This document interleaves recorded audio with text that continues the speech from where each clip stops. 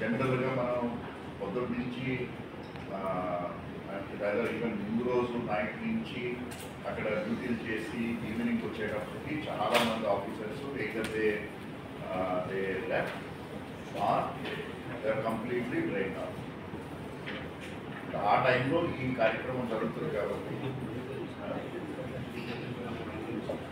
So liquor consume చేసిన వాళ్ళు ఉంటారు, ఇర్రెగ్యులర్ అంటే రూల్ బిహేవియర్ అంటే ఒక ఆర్గనైజ్డ్ బిహేవియర్ ఉంటుంది. ఎస్పెషల్లీ శివరాత్రి మనకి రాత్రి రోజున జరిగే కార్యక్రమాలు ఇవే ఉంటాయి.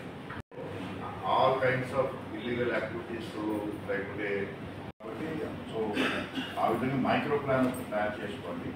తర్వాత ఇన్ కేస్ ఎనీ ఇన్సిడెంట్ జరిగితే okay, so what is our recovery plan?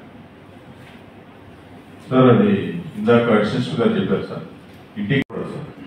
తర్వాత విఏబీస్ తీసుకునేది కూడా టెంపుల్లోకి అది కోఆర్డినేషన్ ఉండదు సార్, అంటే సపరేట్ రూట్ పెట్టుకోవాలి సార్, లేదంటే కొద్ది పబ్లిక్ ఇరిటేట్ అవుతారు సార్. ఇప్పుడు రథోత్సవం మన దగ్గర నుంచి అగ్రదేవులకు వెళ్ళి మళ్ళీ బ్యాక్ వస్తుంది సార్. అక్కడ బ్యారికేడింగ్ ఏమి ఉండదు సార్, జస్ట్ రోడ్స్తో మన వాళ్ళు ఓన్లీ రథం